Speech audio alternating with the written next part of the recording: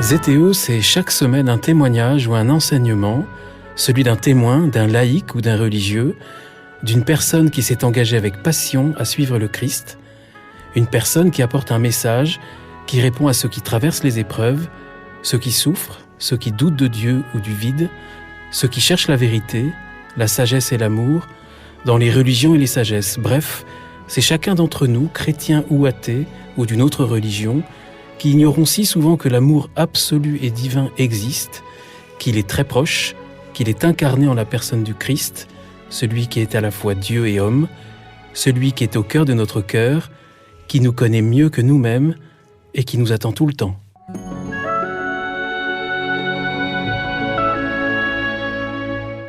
Bonjour aux auditeurs de ZTO, bienvenue pour un nouvel épisode, je suis Guillaume Devoux. Et avant de vous présenter l'invité de cet épisode, je tiens à remercier particulièrement Fondatio qui a souhaité s'associer à la production et à la diffusion de cet épisode, parce que Fondatio partage les valeurs de témoignages inspirants qui nourrissent la réflexion et la vie intérieure de tous.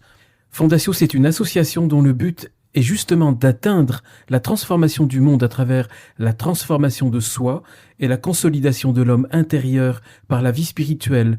Fondatio, tout simplement, ce sont des propositions pour transformer le monde en commençant par soi-même et par nos propres relations, tous ceux qui sont autour de nous. La manière d'accueillir, d'accompagner et de fraterniser avec tous est en résonance avec les encycliques Laudato Si et Fratelli Tutti du pape François. Ainsi, Fondatio a à cœur d'accompagner notamment la jeunesse en proposant des espaces où les jeunes peuvent se construire humainement, où ils peuvent développer des relations vraies, trouver leur vocation, pour construire un monde plus juste et plus humain. Alors cette année, en juillet, Fondatio organise les camps Réussir sa vie, qui accueilleront les 14-18 ans dans les Alpes, et en août, le forum Acteurs, qui rassemblera près d'Angers des 18-30 ans en quête de sens et désireux d'être acteurs de changement. En cette période de pandémie, je suis convaincu que les propositions de Fondatio sont essentielles pour la jeunesse. Je vous propose de retrouver tous les rendez-vous de Fondatio sur le site de Fondatio qui accompagnera le descriptif de cet épisode et que vous pouvez consulter sur www.fondatio.fr. J'ai la joie de vous proposer la rencontre avec une très jeune femme, Julie Lerouge. Bonjour. Bonjour. Julie Lerouge, vous n'avez que 23 ans, mais derrière vous, quelques années d'un apostolat extrêmement riche. Vous avez créé Amène-toi, avec au cœur de son activité un festival chrétien qui a rassemblé des milliers de personnes en 2018 et en 2019. En 2020, il n'y a pas pu y en avoir à cause du Covid. Oui. Vous en reprévoyez ?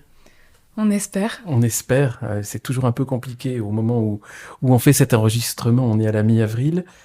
Vous êtes aussi en train de fonder la Maison de David, dont on va parler, un lieu d'accueil pour des personnes en difficulté. Votre parcours si riche, il est né d'une conversion quand vous aviez 15 ans. Vous venez de l'écrire dans un livre qui vient de sortir aux éditions des Béatitudes, Marque ta génération. Il y aura les liens qui vont accompagner le descriptif de ce podcast pour tous ceux qui vont écouter cet épisode et qui auront autant envie que moi, je l'avais, de lire ce livre parce que c'est vraiment passionnant. C'est étonnant, Julie, d'avoir écrit un livre si jeune. Qu'est-ce qui s'est passé ? C'est pas des mémoires. Pourquoi vous avez écrit ce livre ? Alors, je pense que c'est la dernière chose que j'aurais aimé faire, c'était écrire un bouquin. Mais il s'avère que l'année dernière, au cours d'une année sabbatique, j'ai pris un temps pour aller faire une école d'évangélisation qui se déroulait sur 3 mois, donc qui s'appelait l'école Melchisedec à Toulouse. Donc c'était chez des évangéliques. Et en fait, à chaque fois que les gens priaient pour moi là-bas, ils me disaient « Est-ce que tu as songé à écrire un livre ?» Et au bout de la 5e personne qui le dit sans avoir concerté les autres, ça commence à interroger un petit peu. Et il s'avère que je suis partie au Congo après et ça a un peu, disons que ça m'a un peu sorti de la tête.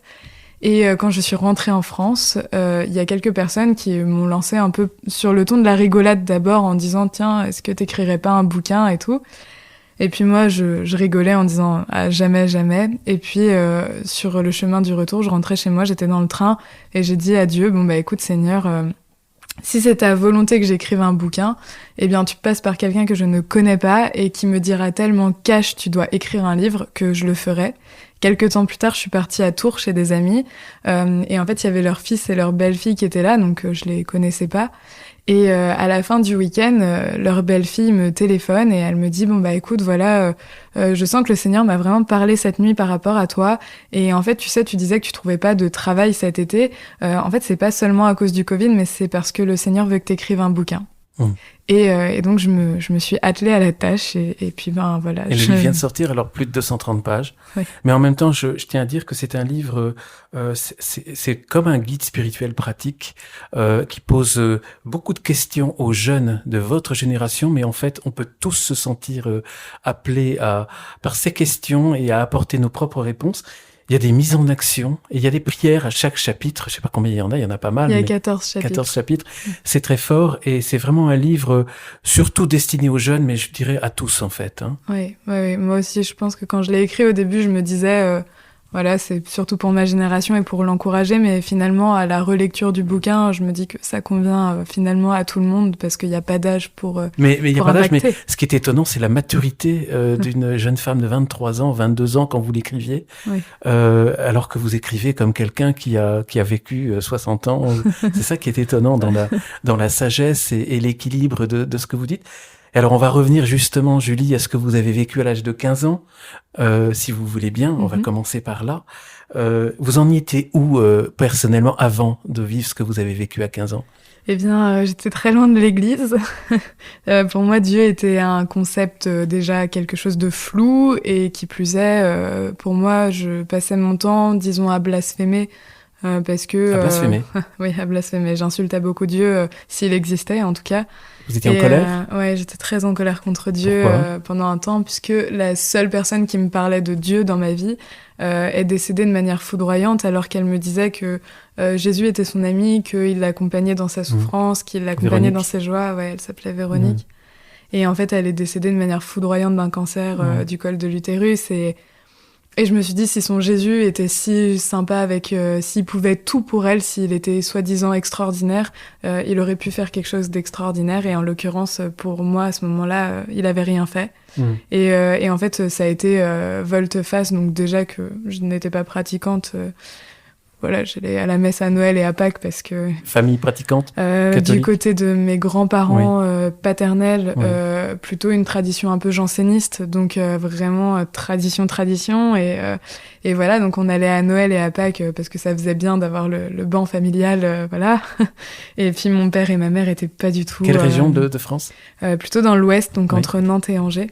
Mais c'est vrai que mes parents ne pratiquaient pas du tout. Nous, on avait juste fait nos sacrements avec mes frères, parce que voilà, il fallait toujours que ça fasse la bonne famille catho, alors qu'en réalité, on n'allait jamais à la messe, et puis voilà. Bon, alors vous étiez en colère contre Dieu, et puis en plus, vous avez une adolescence difficile, une scolarité difficile, enfin vous étiez très bonne à l'école, mais c'était pas facile, hein, vous étiez harcelée.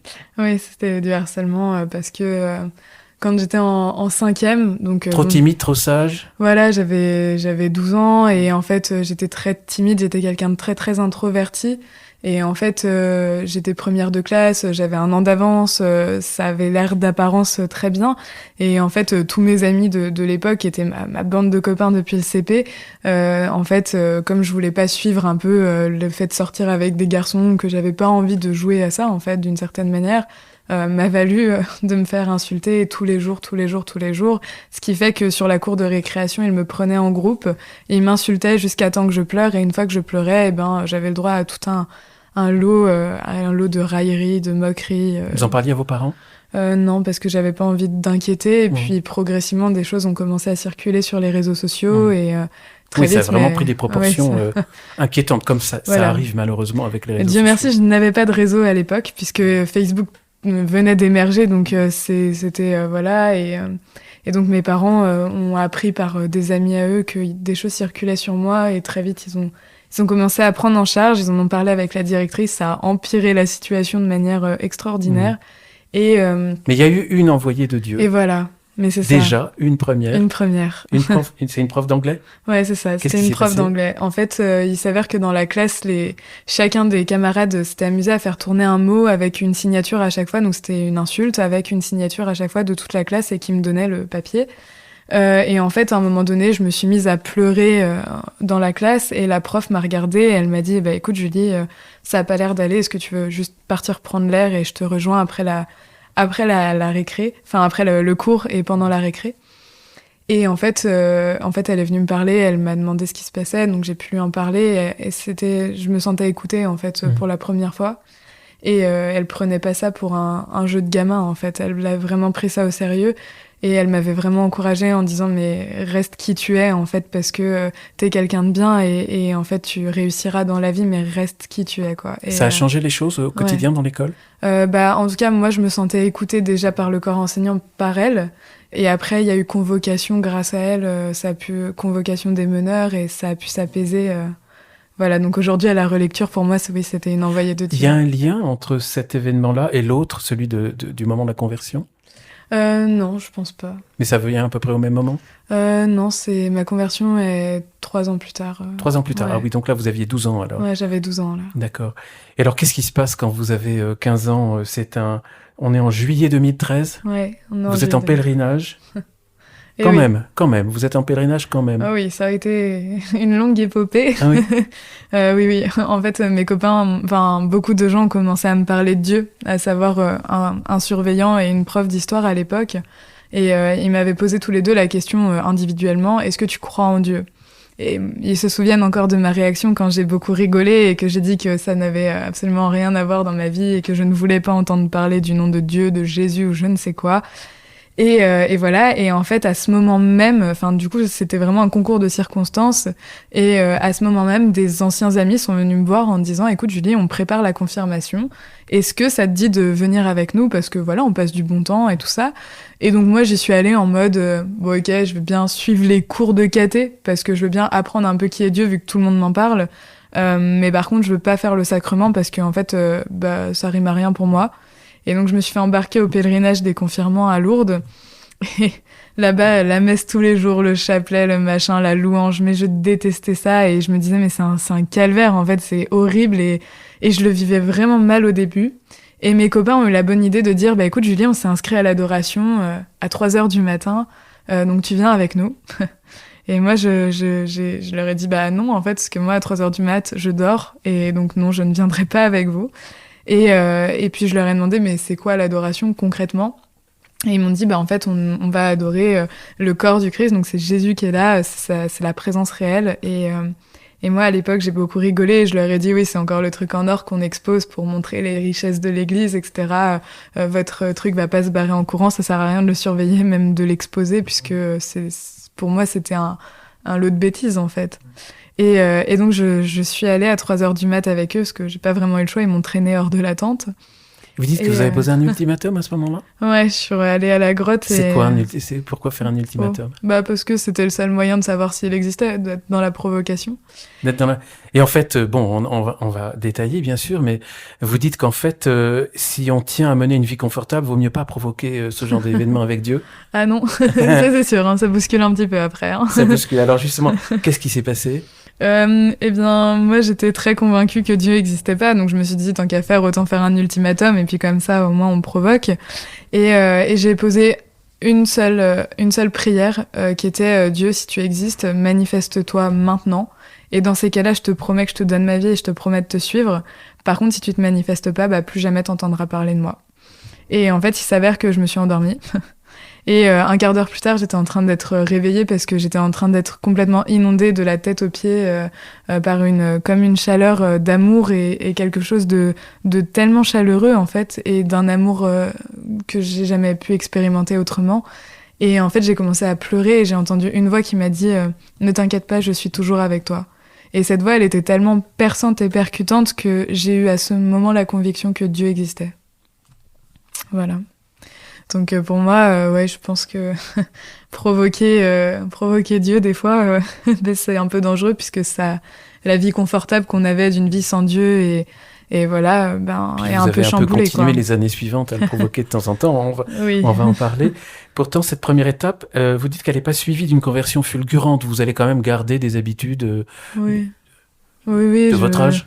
En fait, oui, dans le sens où quand je suis rentrée chez moi, mes parents, je pouvais pas vraiment leur en parler parce que sincèrement, je pense qu'à l'époque, ils m'auraient fait suivre psychologiquement. parce que pour eux, ça aurait été too much, en fait, d'une certaine manière. Donc, j'allais de temps en temps à la messe au lycée quand je pouvais y aller, j'essayais de prier dans ma chambre, mais je connaissais pas grand-chose, et voilà, je pouvais pas aller à la messe parce que j'étais en pleine campagne. Donc, en fait, j'avais une vie de foi qui était juste très très personnelle, parce qu'en fait, je pouvais pas faire autrement. Et voilà, et en fait, après, je suis rentrée à la fac et j'ai vécu ma vie d'étudiante. Les bars. Les bars, oui. Les bars. Et justement, un jour, vous sortez d'un bar et c'est comme une claque, hein. Vous vous dites, qu'est-ce qui se passe? Ouais, je sortais d'un bar, on avait bien festoyé avec les copains, et j'avais pas encore compris l'importance de la radicalité de vie, et pourtant j'avais déjà commencé à entreprendre pas mal de choses. Ma mère s'était convertie, mon père et mes frères s'étaient convertis. C'était converti un peu dans votre sillage? Vous aviez une influence? Oui, ma mère, je l'ai envoyée à Tressin, parce que ça a été la deuxième phase de ma conversion, a été à Tressin. Ouais. Et donc ma mère est partie faire une retraite fondamentale là-bas, elle a rencontré le Seigneur, et donc déjà on a pu commencer à y aller, mais j'osais pas lui parler de tout ce que j'avais vécu, parce que en fait c'était déjà passé depuis un moment, et du coup revenir là-dessus et repartager ça, en fait ça me semblait trop, en fait j'arrivais pas, je comprenais pas si je pouvais ou non le faire, donc j'ai beaucoup gardé pour moi jusqu'à mes 19-20 ans, je pense. 20 ans même. Et votre papa? Et mon papa s'est converti en première phase au festival Amène-toi, et avec mon petit frère qui, le mois d'avant, m'insultait. Et à la fin du festival, je sais que mon petit frère est venu me voir en me disant « Écoute Julie, je te demande pardon pour tout ce que j'ai pu dire contre toi. Et je te remercie d'être allée jusqu'au bout parce que j'ai rencontré le Seigneur. » Et mon papa, ensuite, est venu en pèlerinage à Medjugorje avec nous. Et ensuite, il s'est inscrit à un parcours biblique avec ma mère. C'est pas dans le livre, voilà, tout donc ça. non, tout ça n'est pas dans le livre. Mais voilà, du coup, en fait, on a commencé vraiment un chemin familial, et aujourd'hui, ça y est, toute ma famille est aussi, je dirais, frappée que moi. Et vous dites qu'il va y avoir une deuxième étape suite à cette claque sortie de bar? Ah oui, bah là, oui. Une deuxième étape. Disons que je comprenais pas, en fait, les conséquences de mes actes vis-à-vis de Dieu, et en fait, comme je voyais beaucoup de chrétiens, de jeunes cathos de mon âge aller picoler au bar, etc., pour moi, en fait, dans ma mentalité, je me disais, c'est pas mal en soi, en fait, c'est pas grave, ça fait partie de la vie, et en fait, on peut aussi profiter de cette manière. Et je sortais de bar avec mon verre à la main, et on avait bien mis l'ambiance dans le bar avec les copains, et en fait, en sortant de bar, le Seigneur me dit clairement... Julie, dans ton état actuel, quelle est ta crédibilité de prétendre me servir? Et à ce moment, j'ai une conviction de péché, en fait, d'une certaine manière, et de me dire, mais en fait, je peux pas aller dans l'excès, parce que c'est pas compatible avec ma foi. Et en fait, c'est pas seulement moi que je ne respecte pas, et mon corps que je ne respecte pas, mais en fait, c'est Dieu lui-même que j'offense. Et en fait, à partir de ce moment-là, je suis entrée vraiment dans une radicalité de vie totale, en fait. C'est-à-dire ne plus consommer avec excès du tout. Évidemment, ça n'empêche pas de prendre l'apéro avec les copains, mais ne plus aller faire la fête comme j'ai pu le faire, fréquenter les boîtes de nuit avec les copains, boire totalement en excès jusqu'à... pas toujours être très conscient de ses actes, en fait, d'une certaine manière. Et on va vers cette deuxième étape. Voilà, après... Alors, c'est quoi cette deuxième étape? La radicalité. Je dirais que, pour moi, ça a été la radicalité, de comprendre que chaque acte a des conséquences. Mais vous dites qu'il y a un temps d'adoration où vous demandez à Dieu un nouveau signe. Oh, ça, c'est quelques années auparavant. C'est quelques années. Ah, c'est auparavant. Oui, auparavant. D'accord, donc ça, c'était après la première étape où vous aviez eu ce temps de conversion pendant le pèlerinage à Lourdes. Vous allez vivre un deuxième temps? Je vis un deuxième temps après Lourdes. Après Lourdes. En effet. En fait, après Lourdes, je suis allée donc à Tressin pour voir un surveillant qui m'avait parlé de Dieu. Et quand il était encore surveillant, et puis il est parti comme communautaire au foyer de charité de Tressin. Et donc on a passé un week-end là-bas, et puis pendant un temps d'adoration, j'ai un peu dit à Dieu, bon écoute, c'est bien mignon ce que j'ai vécu à Lourdes, mais en fait j'ai besoin d'un signe très concret qui me montre... Vous êtes exigeante avec Dieu? Oui, mais je pense que je fonctionne comme ça de manière tellement générale que Dieu s'est mis à fonctionner avec mon caractère et que je crois que finalement c'est un peu une complicité entre lui et moi de fonctionner comme ça aujourd'hui. Et en fait, j'ai dit à Dieu, envoie-moi juste un signe, un truc qui fait que je suis sûre de pas être devenue folle à Lourdes. C'était combien de temps après Lourdes? C'était en avril 2014, c'était le 26 avril 2014. Donc c'est presque un an après. Presque un an après, ouais. Et en fait, pendant ce temps d'adoration, moi je me dis, ouais, c'est de l'adoration, c'est mon heure de gloire, avec lui, c'est bon.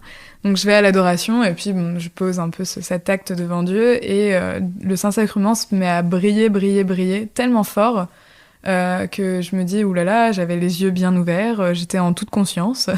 Et en fait, Jésus sort du Saint-Sacrement homme, et s'avance jusqu'à moi, et en fait, C'est une vision. Je sais pas comment on peut le qualifier, puisque j'étais les yeux ouverts, c'était devant moi, et en même temps les gens à côté ne le voyaient pas, donc je comprenais pas. Mais il s'est passé quelque chose de très fort à ce moment-là, puisque en fait Jésus s'est avancé jusqu'à moi et il m'a dit ne t'inquiète pas, je suis et je serai toujours avec toi. Donc il me répétait ce qui avait été dit à Lourdes, et en fait juste par son regard, je me suis sentie tellement regardée de la tête aux pieds intérieurement. En fait, c'était jusque dans l'âme. En fait, c'était pas. Et en fait, j'ai senti tellement d'amour de sa part que, là, je me suis dit, en fait, toute ma vie, je veux le suivre, et je veux marcher à sa suite, ça c'est sûr. Mais voilà, c'est toute la lutte après de l'esprit du monde et de Dieu. Vous êtes étudiante, donc vous engagez dans des études d'histoire et de droit. Oui. Vous êtes passionnée d'histoire, mais vous choisissez plutôt finalement de faire du droit. Mais en même temps, vous ressentez un appel. Oui. L'appel de créer un festival. Exactement. Ça se passe comment ? En fait, donc il y a eu cette phase, j'ai vécu ma vie d'étudiante avec les bars et compagnie. Et en fait, tout se mélangeait un petit peu. Et moi-même, à l'intérieur, j'étais tiraillée, puisque je suivais un peu mes copains et cette vie étudiante. Et en même temps, je découvrais plein de choses. Et notamment, je dirais, le premier pas, ça a été en 2018, où j'avais... 2016, pardon, où j'avais 18 ans. Et donc, je vais au JMJ à Cracovie.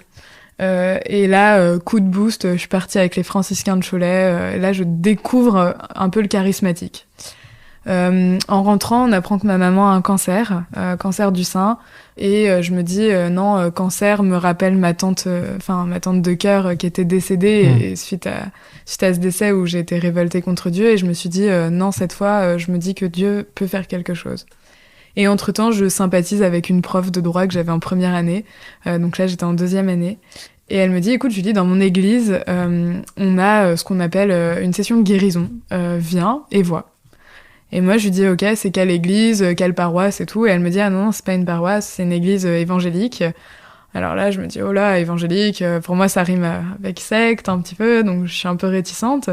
Et elle me dit, bah écoute Julie, comment tu peux te permettre de juger si tu n'as jamais vu, et d'où tu te permets de juger en fait. Et là, je me suis dit, oui, c'est pas faux. Donc je suis partie là-bas avec ma maman. Et puis on a commencé à louer, à prier, mes trucs que là, j'avais jamais vu de ma vie, de la louange comme ça, c'était très de la prière spontanée, mais on sentait une ferveur tellement puissante que moi, je me suis dit, mais pourquoi il y a pas ça dans nos églises en fait? Et en fait, j'ai posé un acte devant Dieu en disant, bah, écoute, je te demande pardon pour mon orgueil de catholique, d'avoir cru que tu étais uniquement chez nous, parce que je constate que l'Esprit Saint est là. Et donc, je te demande pardon, et à partir d'aujourd'hui, j'œuvrerai pour et dans l'unité des chrétiens, donc demande-moi ce que tu veux quand tu veux, et je m'exécute. Oui, ça c'est très important, l'unité des chrétiens. Oui, l'unité pour moi, c'est vraiment ma brèche, je dirais. Ça, c'est mon pilier de tous les jours. Et en fait, donc je pose cet acte, et à ce moment-là, je reçois une vision. Donc première fois de ma vie que ça m'arrive comme ça. On est après ou avant les JMJ ? Là, on est juste après les JMJ. Parce que pendant les JMJ, vous avez quand même été boosté aussi. Vous dites pas, oui. Parce que le pape François a dit, lève-toi de ton canapé. Ouais, lève-toi de ton canapé. Moi, j'y étais, je l'ai entendu. Je me suis peut-être pas levé comme vous. Mais... Ouais, c'est ça. Lève-toi de ton canapé. Pour moi, ça a résonné fort, et en fait... il a fait tout un sermon pour dire que, on pouvait pas annoncer Jésus et faire parler de lui en restant simplement dans notre canapé, et qu'on avait nous-mêmes un devoir en tant que jeunes d'aller apporter la bonne nouvelle. Et en étant chez les franciscains et en voyant ce feu, cette vie un peu charismatique, de prier les uns pour les autres, et je me disais, mais en fait, c'est ça la vie avec Dieu, et ça doit être la joie comme ça. Et moi, j'ai envie de faire partie de ces gens-là, j'ai envie de faire partie de ce zèle missionnaire, et de me lever de mon canapé. Et pour moi, ça a été une parole qui m'a plus que transcendée, je pense. Alors justement, vous allez vous lever de votre canapé suite à ce songe ou à cette vision, oui, c'est ça, à nouveau. Ouais. Alors là, c'est quoi ? Donc là, cette vision, c'est un champ avec une grande tablée, mais immense tablée. Et il y a Jésus au milieu, et des gens qui affluent un peu de partout. Et en fait, en voyant ça, je comprends que c'est pas seulement des catholiques, il y avait pas d'étiquette en fait, mais je comprenais que c'était vraiment les frères et sœurs. Et en fait, donc j'étais à ce temps évangélique et en même temps, je recevais cette vision où il y avait des petits-enfants, il y avait des adultes, il y avait des ados, il y avait des personnes plus âgées et à côté, il y avait une scène avec de la musique. Et en fait, je me suis dit, c'est tellement convivial, c'est tellement fraternel, c'est tellement ça et les gens écoutaient juste Jésus parler et moi, je trouvais ça dingue. Et en fait, à la fin de cette vision, je me dis, ok, on va faire un festival dans l'unité des chrétiens en pleine campagne pour être fidèle à ce chant. Et en fait, à ce moment-là, je comprends que les évangéliques sont mes frères en Christ et que je pouvais plus rester dans ma case catho, mais qu'il fallait vraiment que je les aime parce que en fait, en Christ, on est frères et sœurs. Et ça a été une conviction profonde. Ce qui va être à la création du festival Amène-toi. Mais juste avant de venir à cette première édition du festival, comment vous faites, Julie, quand vous avez cette vision ou quand vous avez vécu ce que vous avez dit tout à l'heure dans un foyer de charité où tout d'un coup Jésus vient vers vous? Est-ce que vous allez voir un père spirituel? Est-ce que comment vous faites au niveau du discernement? Eh ben, à cette époque-là, je connaissais absolument rien, donc ça me paraissait très compliqué. Et en même temps, c'était tellement, beau que je me suis pas posé la question de savoir le discernement, on m'en avait jamais parlé. Enfin, c'était des concepts très flous hein, pour moi, tout ça à l'époque. Et très progressivement, en fait, après la vision du festival, j'ai commencé à me faire accompagner, en fait, parce que j'ai compris que je pouvais pas y arriver toute seule et que j'avais vraiment besoin de quelqu'un qui m'aide à discerner, mais qui ait une maturité et une vie de prière cohérente aussi. Et donc, en fait, je me suis tournée vers un père spirituel pour m'accompagner. C'est pas difficile à trouver? Si. En fait, tout dépend ce qu'on recherche, mais je me suis confrontée beaucoup à des gens qui ne croyaient pas au combat spirituel. Et donc, pour moi, ça a été difficile parce que je me disais, mais s'il ne croit pas au combat spirituel alors que je l'expérimente au quotidien, je vois pas comment il va pouvoir m'accompagner. C'est quoi le combat spirituel au quotidien? Le combat spirituel au quotidien, ça a été beaucoup de confrontations. Pour moi, j'ai découvert que il y avait deux mondes en fait. Il y avait le monde terrestre, mais il y avait aussi le monde céleste avec Dieu mais en fait qu'il y avait aussi une entité une entité mauvaise qui est le diable en fait, tout simplement, et qui lui n'attend qu'une chose, c'est notre chute.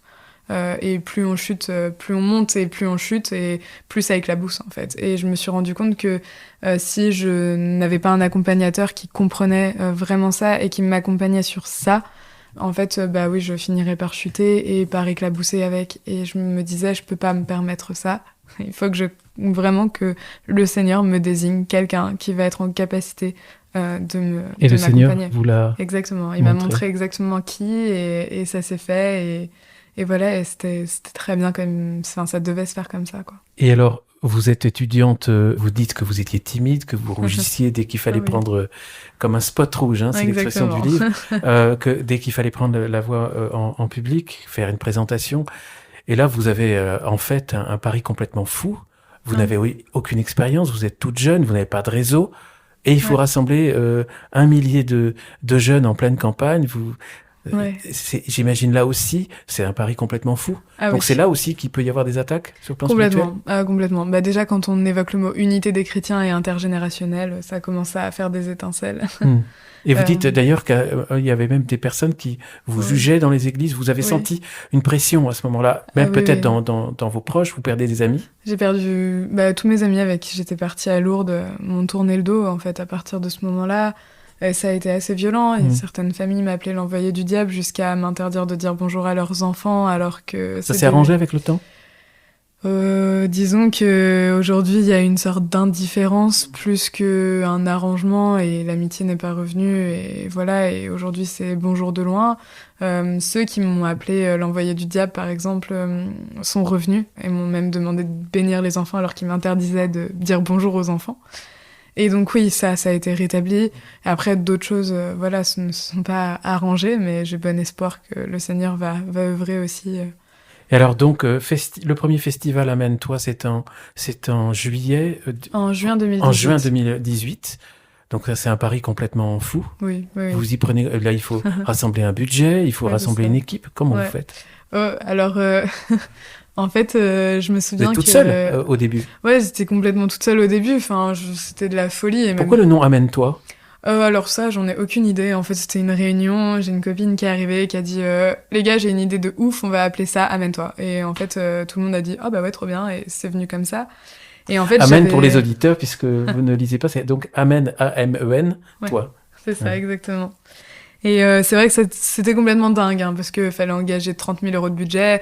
Mais en fait, le Seigneur a été bon dans le sens où il me montrait les choses très progressivement. Et je pense que j'aurais tout vu d'un coup, j'aurais même pas essayé. Mais en fait, il me montrait progressivement, ah oui, là, faut penser à la commission sécurité, là, faut penser à la restauration, il faut penser... Et en fait, ça s'est fait très naturellement. Mais au départ, j'ai rassemblé vraiment des équipes par mes propres forces. Ça a pas marché.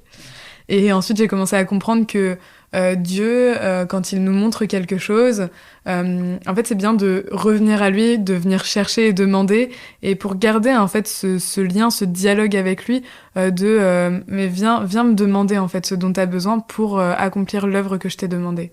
Et ça, c'est quelque chose que j'ai compris parce que je faisais beaucoup par mes forces en disant bah Dieu m'a demandé ça, mais je comprends pas. Et quand je venais le solliciter en disant écoute Seigneur, voilà, tu m'as demandé ça, mais j'ai besoin de ça pour le faire. Et en fait, à chaque fois, il répondait à ma prière et il m'envoyait toujours, mais pile poil, la personne dont j'avais besoin. C'était incroyable. Je crois que c'est très important ce que vous venez de dire, Julie, si je peux me permettre. Oui. C'est de dire au Seigneur, c'est le Seigneur qui nous dit viens me demander, parce qu'en fait, on lui demande pas toujours. Je pense à Emmanuel qui a témoigné sur un autre podcast que je publie qui s'appelle Bethesda et qui a enfin compris qu'il fallait qu'elle demande la guérison et qu'il a eu. On lui demande pas assez ? C'est ça. Pour moi, je crois qu'on lui demande pas. Et en fait, quand il nous promet quelque chose, je crois qu'on part du principe que comme il l'a promis, c'est acquis. Et en fait, du coup, on lui demande même plus. En mode, bah, tu m'as demandé ça, donc je le fais. Mais on va même pas lui redemander. Alors que moi, là, quand j'ai commencé à essayer par mes forces, en fait, je me disais, mais ok, Seigneur, tu m'as demandé, mais là, ça marche pas. Et je râlais, en fait. On se crispe. Ça, et puis moi, je râlais tout le temps. Enfin, ça m'énervait des fois. Je me disais, mais j'ai qu'une envie, c'est abandonner, c'est trop difficile.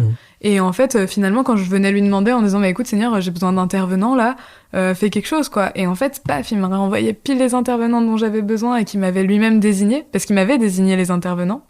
Par exemple, ça c'était une histoire de fou. C'est totalement fou. En fait, j'étais sur le truc en mode, bon, il faut absolument que je contacte des orateurs, il faut qu'il y ait des conférences. Et je regarde un peu les orateurs, puis moi je connaissais rien au renouveau charismatique et tout ça, enfin j'aime pas le mot renouveau charismatique, mais je connaissais rien à ce monde un peu charismatique. Et je me disais, mais quel orateur convient, quel orateur peut aller faire un temps de ministère pour prier pour les malades, pour aller... Et voilà, et je connaissais rien, et je me suis dit, bon écoute Seigneur, désigne-moi les orateurs. Et en fait, je vais sur un site qui s'appelle enseigne-moi.com, un truc mais débile. Et je check les orateurs, et en fait, il y a des photos qui m'interpellaient, et quand je cliquais sur la photo et que je lisais, j'entendais une petite motion intérieure, en fait, une petite voix qui me disait « c'est elle, c'est lui ». Et en fait, j'ai commencé à me dire « bon, ok », alors je les contactais, puis pas de réponse. Puis pendant plus d'un mois, je me disais « ben moi, j'ai besoin que ça avance », donc je contactais d'autres par moi-même. Et puis, voyant que ces gens-là me disaient non, l'unité des chrétiens, ça me parle pas, j'aime pas, vous contactiez. Voilà, par moi-même, mais que des échecs, je me prenais des murs, et c'était épuisant en fait. Et j'ai commencé à déprimer un peu. Je me disais, mais enfin, c'est pas possible quoi. Enfin, mince alors. Il vous a fallu combien de temps pour organiser ce premier festival ? J'ai commencé à réunir, non, un peu moins. Parce que j'ai commencé à réunir une équipe en mars 2017, puis ensuite jusqu'en juillet, on n'a rien fait. En juillet, on s'y est un peu remis, et puis finalement, en octobre, j'avais tous mes orateurs, et en février, on a vraiment commencé pour juin. Donc ça a été... Mais vraiment, c'est pour montrer que le Seigneur... Et donc, ce que vous dites, c'est que vous avez appris à vivre dans la confiance et l'abandon. Ah bah complètement, complètement. Moi, même là, cette histoire d'orateur, enfin... Pour moi, c'était un moment où j'ai crié à Dieu en disant bah écoute, voilà, tu m'as demandé de contacter Corinne Lafitte, elle me répond pas, bah écoute, tu vas la chercher, tu lui dis que j'ai besoin d'elle et c'est toi qui vas faire ce boulot parce que là c'est ton rôle.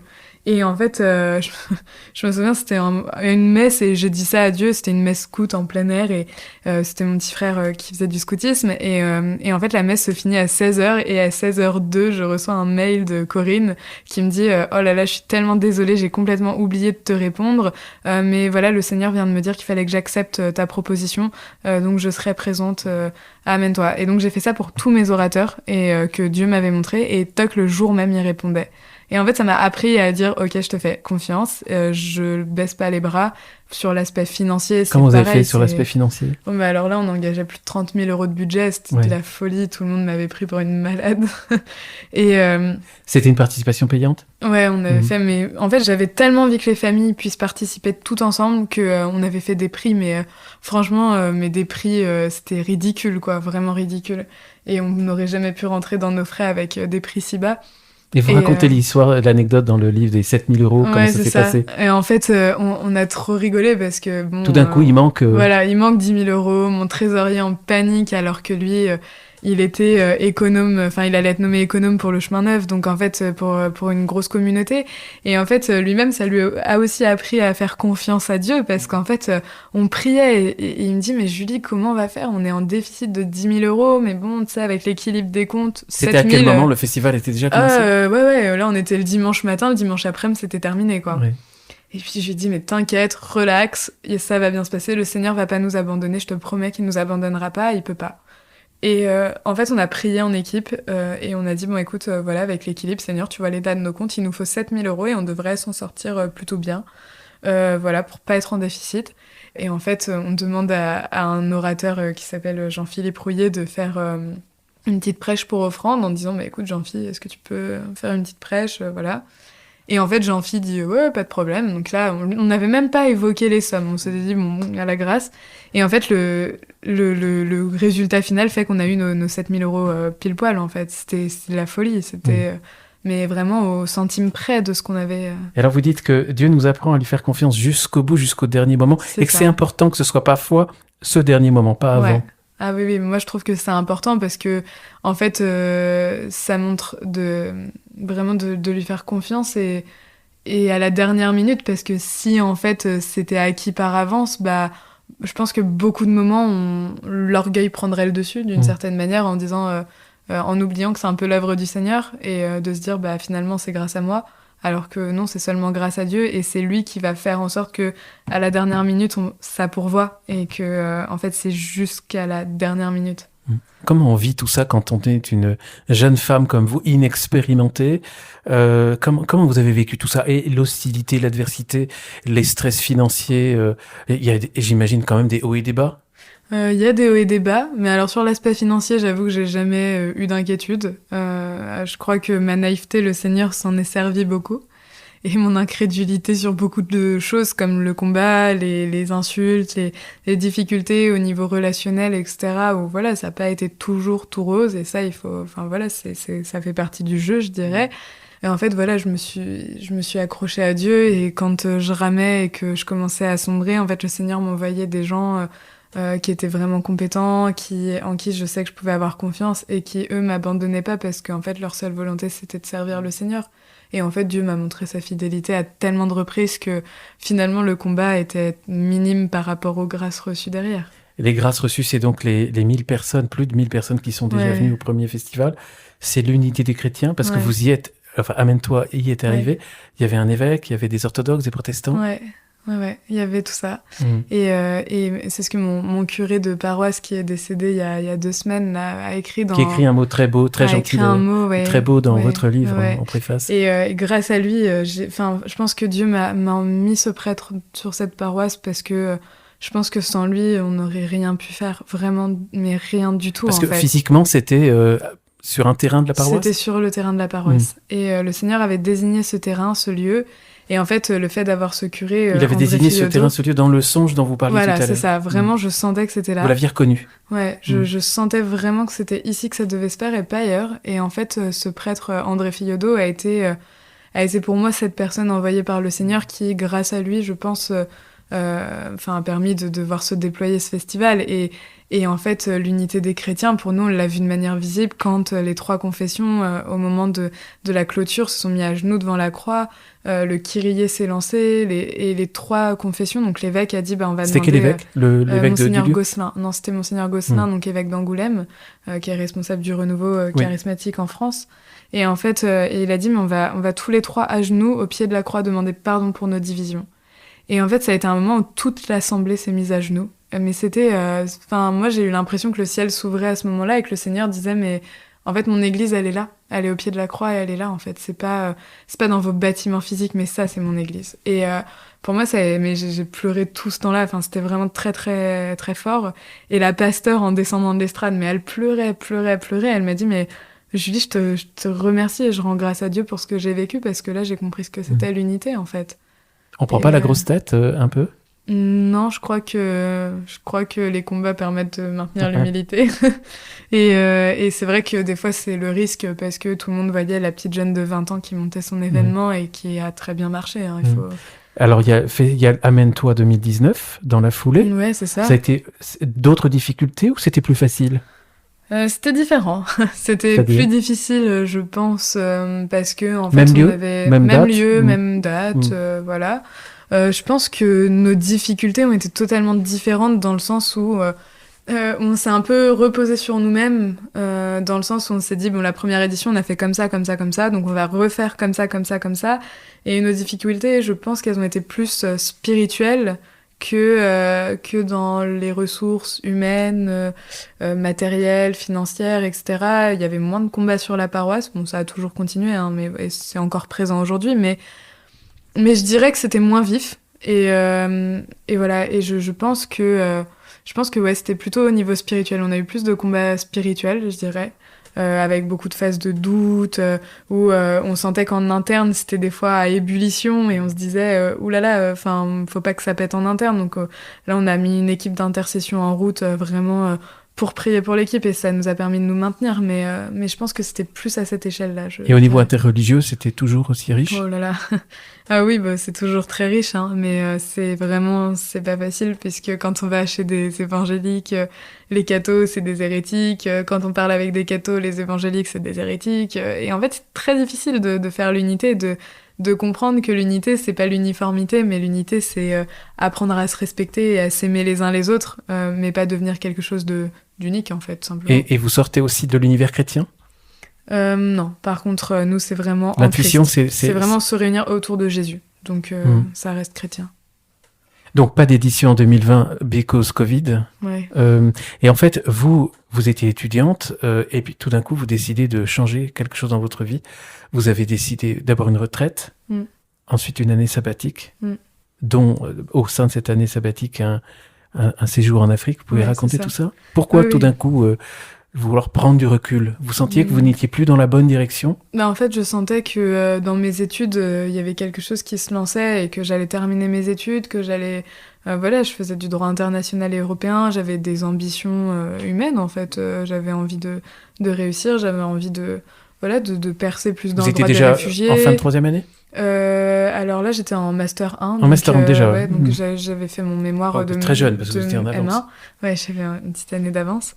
Et en fait, voilà, donc moi, j'avais plus l'ambition de percer un peu dans ce domaine-là, et peut-être à terme de travailler plus sur une gestion de conflits humanitaires, plutôt dans l'aspect Moyen-Orient, avec les camps de réfugiés, etc. Moi, c'était vraiment mon ambition. Et en fait, plus j'avançais, et plus je sentais une incompatibilité entre ma foi et entre ce que les études demandaient, dans le sens où, quand on évoquait la partie des libertés fondamentales, des droits de l'homme, etc., il y avait beaucoup de choses où je me disais, mais il y a un truc, j'avais une lutte intérieure, et je me disais, mais si je m'en vais là-dedans, je sens que je vais devoir sacrifier ce que le Seigneur m'a demandé, parce que par manque de temps, tout simplement, et je me disais, il y a des choses qui... Et ça matchait pas, il y avait pas un truc intérieur qui me mettait en paix. Et je me suis dit, bon, le meilleur moyen, c'est de partir faire 30 jours les exercices spirituels de Saint-Ignace. Je prends un mois off, en silence, et je vais. Donc j'ai fait ça à l'abbaye de Melleray avec le chemin neuf. Et en fait, je me suis dit, bon, voilà, on verra ce que le Seigneur me demande. C'est dur, les 30 jours d'exercice. Oh non, c'était trop bien. Ouais. Silence, silence complet. Ouais. Sauf, on a 1 heure d'accompagnement, 30 minutes, 1 heure d'accompagnement chaque jour, donc on parle un peu. Mais en tout cas, c'était une expérience, moi j'ai trouvé ça merveilleux, en fait. C'est là où le Seigneur parle le plus, quand on est en silence. Et là, le Seigneur vous parle, et oui, c'est la décision de l'année sabbatique. Voilà, c'est moi, là, le Seigneur commence à me découper un peu mon année. Je pars à Melki faire mon école d'évangélisation. Il me dit à Toulouse, l'école Melchisédek. Qu'on appelait Melki, c'est pour ça. Donc là, je sens que mon année se découpe. Le Seigneur me dit au Congo, tu auras un peu des clés de compréhension pour la suite. Alors moi, je me disais, mais qu'est-ce qu'au Congo? C'est pour travailler avec les enfants des rues. Qu'est-ce qui va se passer là-bas? Enfin, du coup, je me suis dit, bon, le Seigneur m'appelle auprès des pauvres, finalement. Et puis, je me dis, bon, on verra. De toute façon, à la grâce, hein. Je fais mon école, je pars. Enfin, et en fait, tout au long de mon année, je sentais que le droit, ça avait plus lieu pour moi, en fait. Ça se passe comment, le Congo? Le Congo, ça se passe à la fois bien et moins bien à la fin. Bien parce qu'une expérience incroyable humainement et même spirituellement, c'était fou. Et moi, j'ai aimé être auprès des enfants des rues et ils avaient tellement plus à nous apporter que ce que nous, on peut apporter. Moi, je venais un peu avec un sentiment de l'européenne un peu warrior qui peut les aider à apprendre à lire, en fait. Alors que pas du tout. En fait, c'est pas ça qui compte, c'est montrer qu'on est là et qu'on les aime. C'est tout ce dont ils ont besoin. Étant donné qu'ils sont passés par la plupart par la prostitution, les cartels de drogue, des enfants de 8 ans qui avaient été qui étaient prostitués. Et en fait, je me suis dit mais en fait, ils s'en foutent d'apprendre à lire. Eux, tout ce qu'ils veulent, c'est qu'on les aime pour ce qu'ils sont et pas pour les services qu'ils peuvent rendre. Et moi, ils m'ont édifiée en fait. Et j'ai trouvé ça extraordinaire. Ça m'a beaucoup fait grandir. Et puis finalement, là-bas, je me suis retrouvée à dispenser des enseignements sur la vie dans l'esprit pour la communauté dans laquelle j'étais. Et en fait, c'était fou parce que là, le Seigneur m'a vraiment guidée dans tout mon enseignement. Et je me disais, mais quelle crédibilité, quelle prétention j'ai à faire ça à une communauté déjà charismatique, en fait. Et c'était fou, on a vu des miracles, on a vu... Enfin, c'était trop bien. Moi, Des miracles? Ouais, il y a une petite jeune qui a été guérie. Ses radios de poumons étaient vraiment mauvaises et les médecins avaient dit, c'est mal parti. Et en fait, on a prié pour elle, pour sa guérison. Et en fait... Aujourd'hui, elle a plus rien, quoi. Et c'était de la folie, quoi. Enfin, un truc de fou. Même les médecins, ils ont dit, c'est de l'ordre miraculeux. Vous deviez rester combien de temps là-bas? Alors, je devais rester 3 mois initialement. Et en fait, je m'étais dit que finalement, je prolongerais peut-être bien mon visa parce que je m'y plaisais beaucoup. Puis, en fait, le Covid est arrivé, donc j'ai même pas eu le temps de me poser la question qu'on était déjà rapatriés pour retourner en France. Donc, voilà. Une autre décision, c'est de faire tout d'un coup des études de théologie? Voilà, c'est ça. Pendant mes 30 jours, le Seigneur m'a clairement dit que le droit était pas fait pour moi, qu'il fallait que je me consacre à l'étude de sa parole.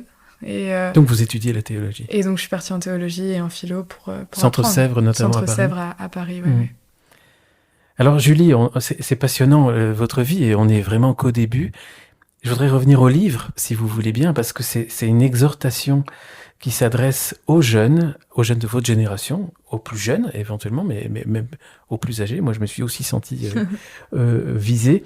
Oui, Julie, ce qui me frappe le plus, c'est le début de ce livre qui commence par une prise de conscience de la propre valeur que nous avons chacun. Vous dites, moi, je suis la princesse de Dieu. Dieu, c'est le roi. Moi, je suis sa princesse.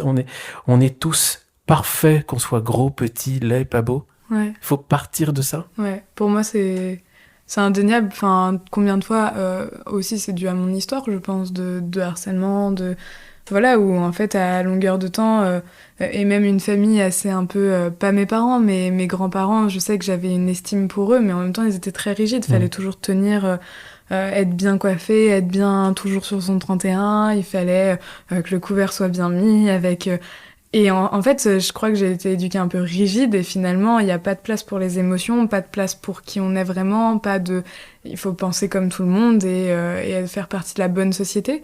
Et en fait, quand j'ai rencontré vraiment l'amour de Dieu, je me suis dit, mais finalement, je vaux mieux que ça, en fait. Je vaux mieux que juste un diplôme, qu'un nom de famille, parce que j'ai ce qu'on appelle un nom de famille à rallonge, normalement, mais je ne le mets jamais. Mais en fait, je me suis dit, je vaux mieux que ça, en fait. Ma valeur se cantonne pas à mes études, ma valeur se cantonne pas à ce que ma famille dit de moi, ma valeur ne se cantonne pas aux paroles prononcées, et ma valeur, en fait, avant tout, sur Terre, je suis la fille de Dieu. Et avant tout, sur Terre, Dieu est mon Père et c'est lui mon Créateur. Et quand j'ai compris ça, je me suis dit, si c'est mon Père, ça veut dire que, étant le roi des rois, moi, ça veut dire que je suis une princesse, en fait. Et du coup, je me dis, on est tous des princes et des princesses au royaume de Dieu, parce qu'on est ses enfants et que lui, c'est un roi. Et bien, ça fait de nous des princes et des princesses. Et je trouve que...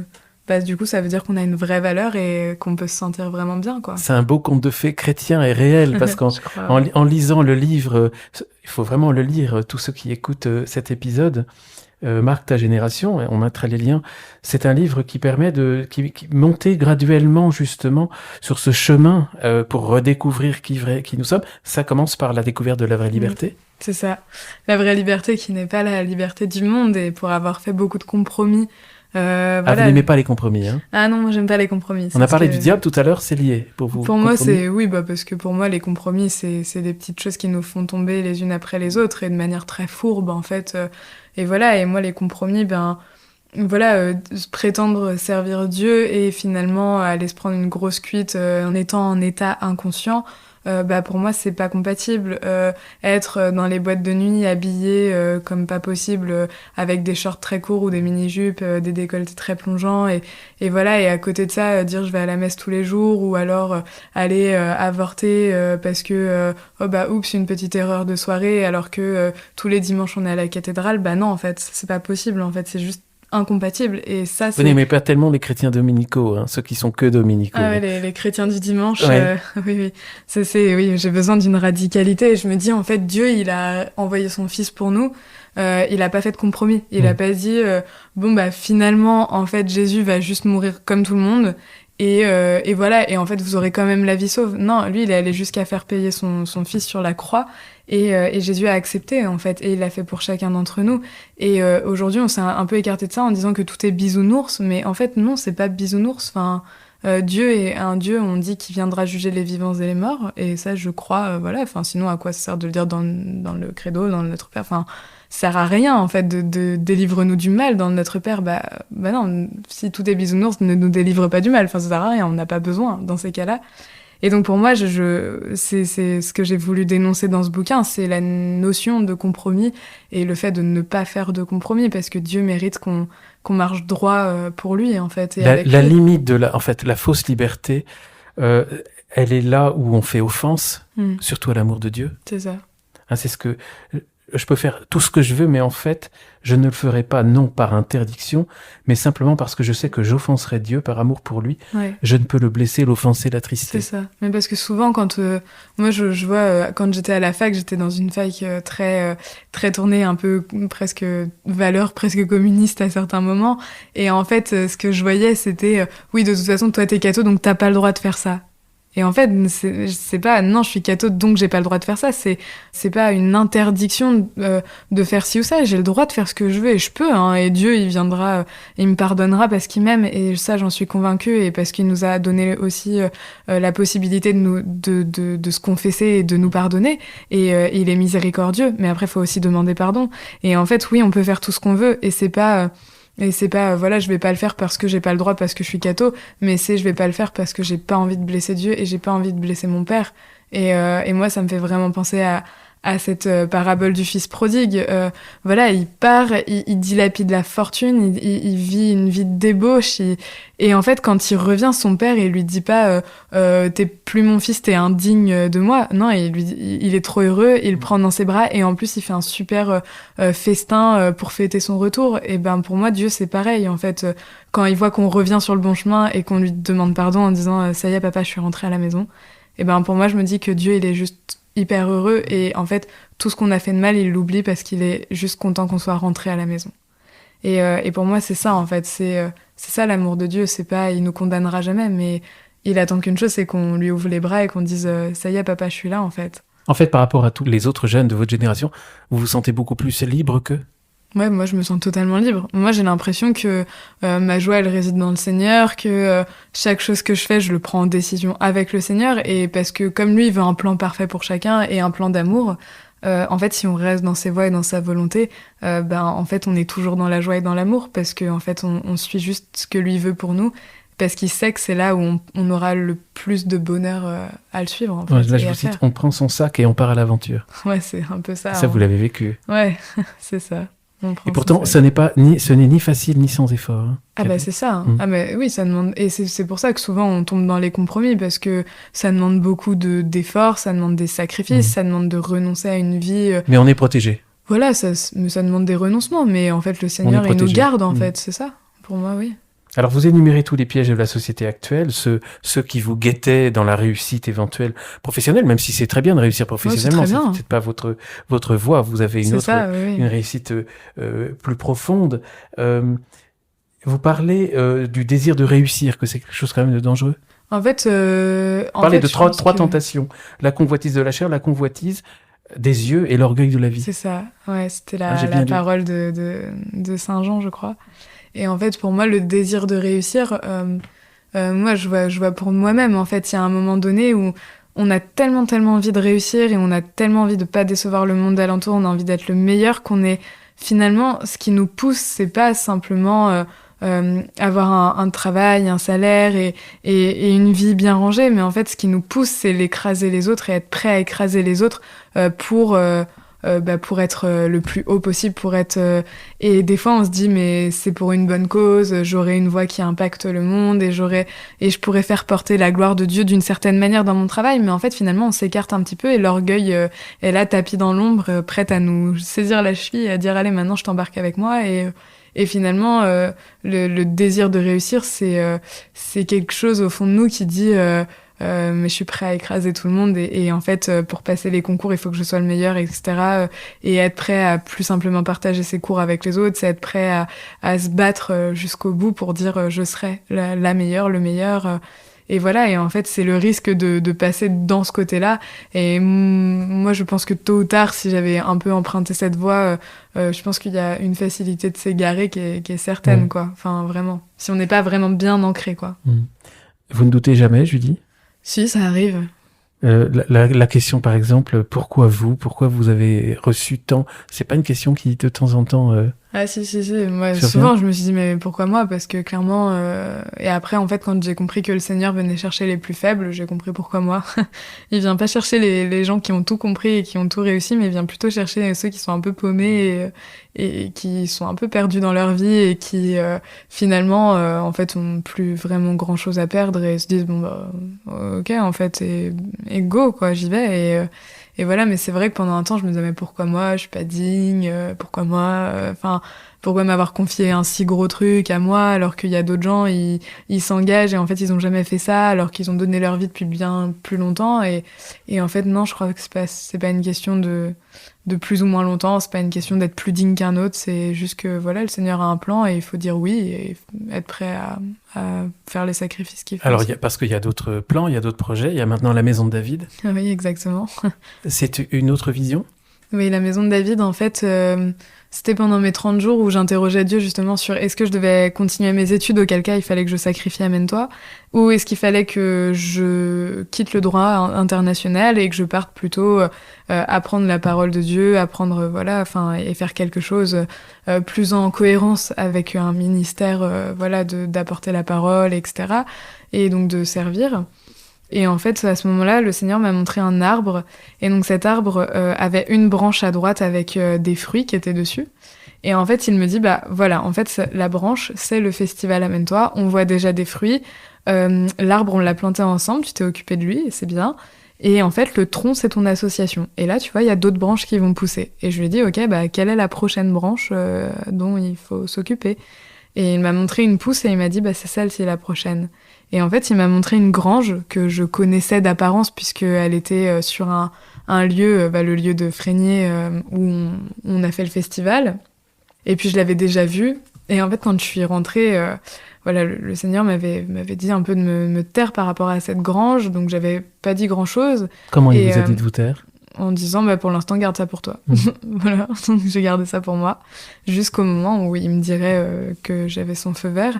Et en fait, donc je voyais cette grange, et je voyais des jeunes qui venaient, et comme si, en fait, ces jeunes venaient se former, et en même temps, il y avait toute une partie d'accueil de personnes plus tombées dans les addictions, un peu perdues. Il y avait certains qui avaient l'air toxicomanes, d'autres qui étaient plutôt, je voyais, liés à plus le domaine de la pornographie, des écrans, etc., Et en fait, ça combinait les deux. Et à côté, il y avait une petite maison de prière dans laquelle il y avait une prière permanente, 24 heures sur 24, 7 jours sur 7. Et moi, je trouvais ça trop dingue. Et en fait, quand je suis rentrée d'Afrique, donc presque un an plus tard, le Seigneur m'a enfin dit que je pouvais en parler et qu'il était temps, en fait, de s'y atteler. Et donc j'ai interrogé mon père en disant est-ce que tu sais la grange qui est là, voilà comment ça, enfin est-ce qu'elle est en vente, comment ça se passe, etc. Et mon père m'a dit mais écoute c'est une grange qui appartient à notre famille et en fait il y a 47 héritiers sur le coup. Donc bon courage. Donc moi j'ai contacté les 47 héritiers, j'ai fait un dossier, j'ai présenté le truc. Et je leur ai dit, voilà, j'aimerais ouvrir une école d'évangélisation, j'aimerais ouvrir un lieu d'accueil pour les personnes en difficulté. Donc est-ce que vous pouvez me céder le terrain au prix agricole?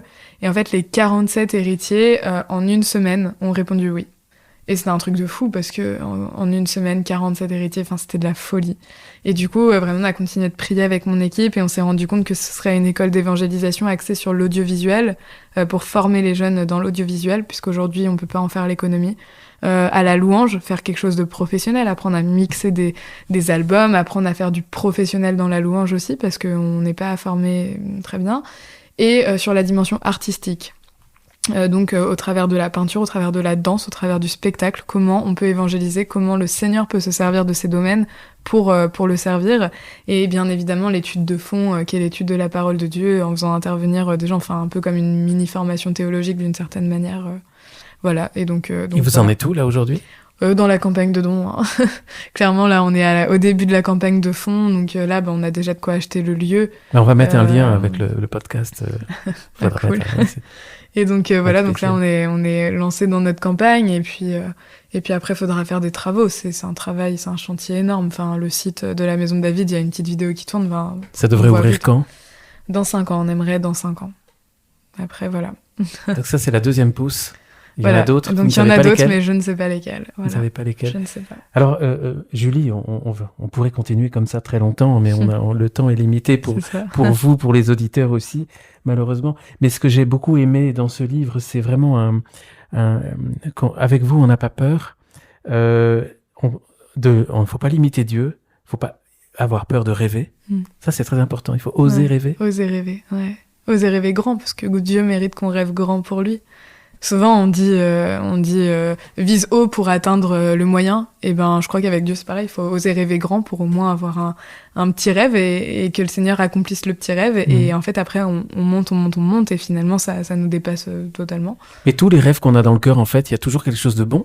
Moi, si on met dans la lumière je pense que tant que c'est discerné et que c'est quelque chose qui nous tient aux tripes plus qu'autre chose et qui dessert en fait, enfin qui permet de servir en fait la gloire de Dieu, pour moi j'ai juste envie de dire fonce et au pire t'as quoi à perdre. Fonce. Et vous parlez d'imagination aussi, ouais. C'est important. L'imagination sanctifiée évidemment, parce qu'on peut avoir une imagination un peu biaisée, notamment quand on a trempé dans ce qui est pornographie, dans ce qui est film d'horreur et compagnie. Ça peut venir... Vous aimiez bien les films d'horreur? Moi j'aimais beaucoup ça, oui. Ouais. C'était mon ancienne vie. L'ancienne vie. Ne pas donner place à la culpabilité, c'est aussi quelque chose d'important. Ouais, pas culpabiliser, enfin, je sais pas comment l'expliquer, mais... Oui, d'une certaine manière, pas culpabiliser. Si on a fait des choses qui sont pas en raccord avec Dieu, Dieu pardonne tout. Dieu pardonne, en fait. À partir du moment où on lui demande pardon, mais faut pas se laisser enfoncer dans la honte et la culpabilité de ce qu'on a pu faire de moche. Et au contraire, en fait, tout tôt ou tard passe à la lumière. Et Dieu fait vérité et fait lumière dans nos ténèbres. Donc en fait, faut pas avoir peur. Je vais aller un petit peu vite, vous faire réagir sur certaines choses parce qu'on arrive à la fin. Zétéo, c'est un podcast chrétien, on parle du Christ, le Christ c'est le logo. Vous dites que tout passe par la croix et par le Christ, que la croix est la porte. Ouais, moi je vois la croix comme une porte où à partir du moment en fait où on était en dehors de la présence de Dieu et en fait le Christ par son sacrifice, pour moi, en fait on Elle dit... vous fait pas peur la croix? Non, au contraire. Moi, je me dis, c'est ça ma voie de salut, c'est la croix. Et en fait, je me dis, quand on dit le voile s'est déchiré, et en fait, c'est ça, le voile s'est déchiré, et aujourd'hui, grâce à ce voile déchiré que Jésus a accompli sur la croix, on peut passer le voile et se tenir dans la présence de Dieu.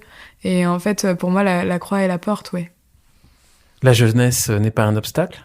Oh non, il suffit de regarder Jérémie, la petite Thérèse, Bernadette, le roi David, Alors, je voudrais vous demander, Julie, qu'est-ce que vous faites pour ceux qui n'entendent pas la voix de Dieu? Vous l'avez entendu, mais tous ceux de votre génération, les plus jeunes, ceux qui n'entendent pas, qui voudraient bien l'entendre, ils se disent, elle a de la chance, elle est appelée, elle est élue. Bah déjà, écoute la voix de Dieu. En fait, non, souvent, il y a beaucoup de gens qui me disent oui, mais moi, j'entends pas la voix de Dieu, donc quand je t'entends, c'est pas juste, etc. Et en fait, quand je leur demande, mais simplement, tu pries, est-ce que tu pries tous les jours? Et quand les gens me disent non, bah déjà, à partir de ce moment-là, la prière, faire l'oraison, en fait, faire silence intérieur, c'est aussi ça. Et entendre la voix de Dieu, si on est toujours à penser à 40 000 choses et si on n'arrive pas à prendre un vrai temps avec le Seigneur, comment on peut savoir comment il nous parle? On peut savoir qu'il nous parle? Parce que en fait, quand on dialogue avec quelqu'un, bah là, pendant que moi je parle, vous parlez pas. Normal, sinon on se confronte et en fait on n'entend pas et on s'entend plus. Et Dieu, c'est pareil. En fait, si je suis tout le temps en train de parler et dans ma tête et dans mes pensées, etc., bah comment je peux entendre le Seigneur? Donc simplement, faut prendre du temps. Et ça prend du temps. Moi, j'ai pas tout de suite su que le Seigneur il me parlait comme ça s'apprend. Lire la parole de Dieu. Ah bah oui, bah ça c'est obligatoire. Mais en même temps, vous dites que Dieu passe par des personnes, par des rêves, par des visions, on en a parlé, par la nature. Ouais. Vous avez une belle allégorie sur un nénuphar. Vous pouvez raconter? C'est un nénuphar devant lequel j'ai pleuré pendant au moins 1 heure parce que j'étais en train de me balader auprès d'un étang et en fait j'étais en train d'interroger Dieu un petit peu sur la suite, sur comment...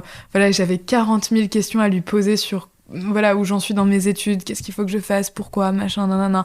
Et j'arrêtais pas et je me suis dit, le pauvre, je dois le saouler en fait. Mais en fait, pour me parler, il a utilisé un nénuphar et en fait, pendant que je regardais le nénuphar, j'ai senti que le Seigneur m'interpellait en me disant, regarde le nénuphar. Alors j'ai regardé le nénuphar, je me suis arrêtée au bord de l'étang et je vois le nénuphar qui passe comme ça et il se prend un rocher.